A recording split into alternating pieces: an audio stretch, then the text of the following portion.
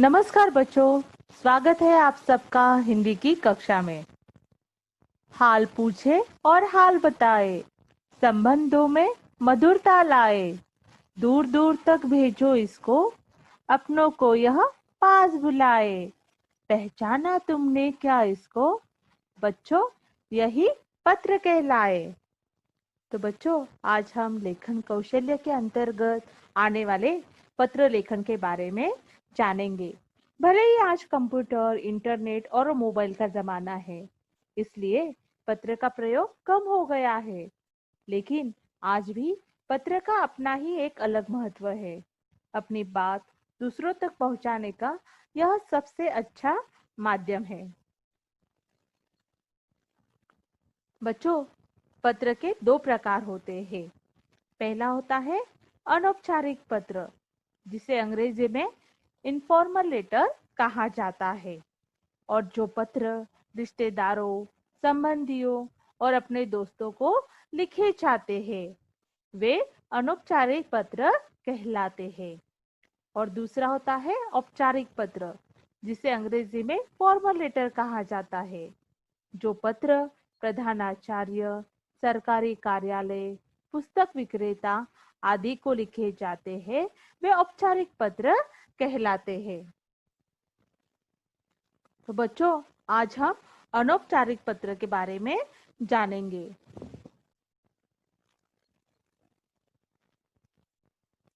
बच्चों, हमें पत्र लिखते समय कुछ बातों का विशेष रूप से ध्यान रखना चाहिए। पत्र की भाषा आसान होनी चाहिए। पत्र कम शब्दों में लिखा जाना चाहिए। पत्र में लिखी गई बात स्पष्ट होनी चाहिए। पत्र की लिखावट साफ और सुंदर होनी चाहिए। बच्चों, अभी हम अनौपचारिक पत्र का प्रारूप देखते हैं। अनौपचारिक पत्र में सबसे पहले पत्र भेजने वाले का पता सबसे ऊपर बाईं ओर, यानी पत्र भेजने वाले का नाम और पता लिखा जाता है। उसके बाद लिखा जाता है दिनांक, जिस दिन पत्र लिखा जा रहा है उस दिन की तारीख लिखनी होती है। दिनांक के बाद आता है संबोधन। जिस व्यक्ति को पत्र लिखा जा रहा है उसके साथ संबंध के अनुसार हमें संबोधन का प्रयोग करना चाहिए। जैसे कि बड़ों के लिए पूजनीय, पूज्य, आदरणीय आदि शब्दों का प्रयोग करना चाहिए। और छोटों के लिए प्रिय, प्रियव, स्नेही आदि शब्दों का हमें प्रयोग करना चाहिए। संबोधन के बाद आता है अभिवादन। जिसको पत्र लिखा जा रहा है उसके साथ संबंध के अनुसार हमें अभिवादन करना चाहिए। जैसे कि सादर चरण स्पर्श, सप्रेम नमस्कार, नमस्ते, मधुर प्यार, चरण स्पर्श आदि शब्दों का हमें प्रयोग करना चाहिए। इसके बाद आता है संदेश, यानी मुख्य विषय को मुख्यतः 3 अनुच्छेदों में विभाजित करना चाहिए। पहले अनुच्छेद की शुरुआत कुछ इस प्रकार होनी चाहिए। मैं यहाँ कुशल हूँ।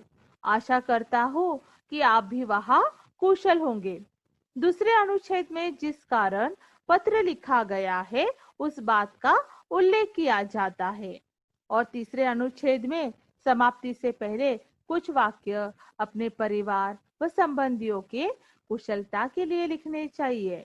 जैसे कि मेरी तरफ से बड़ों को प्रणाम, छोटों को आशीर्वाद और प्यार। और उसके बाद पत्र लिखने वाले का भेजने वाले के साथ क्या संबंध है, यानी समाप्ति में।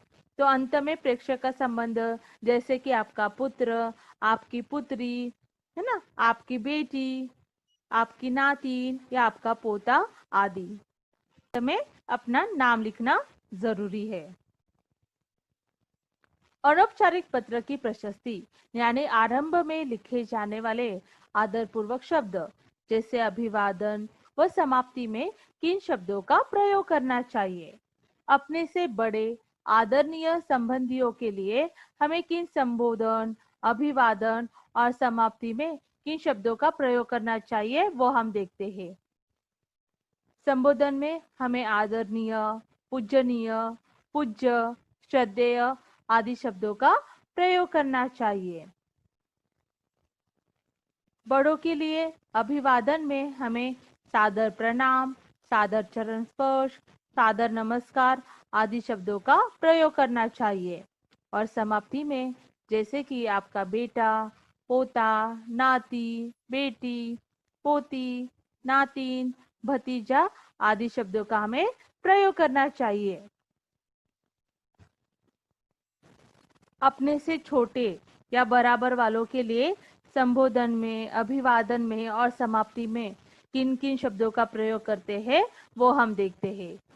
जैसे कि संबोधन में छोटों के लिए प्रिय, चिरंजीव, प्यारे, प्रिय मित्र आदि शब्दों का प्रयोग करना चाहिए। अभिवादन में मधुर स्मृतियाँ, सदा खुश रहो, सुखी रहो, आशीर्वाद आदि शब्दों का हमें प्रयोग करना चाहिए। और समाप्ति में जैसे कि तुम्हारा, तुम्हारा मित्र, तुम्हारा हितैषी, तुम्हारा शुभचिंतक आदि शब्दों का हमें प्रयोग करना चाहिए। बच्चों, अभी हम अनौपचारिक पत्र का एक उदाहरण देखते हैं। जन्मदिन का निमंत्रण पत्र देते हुए मित्र को पत्र। F 27/2 राजेंद्र नगर, नई दिल्ली।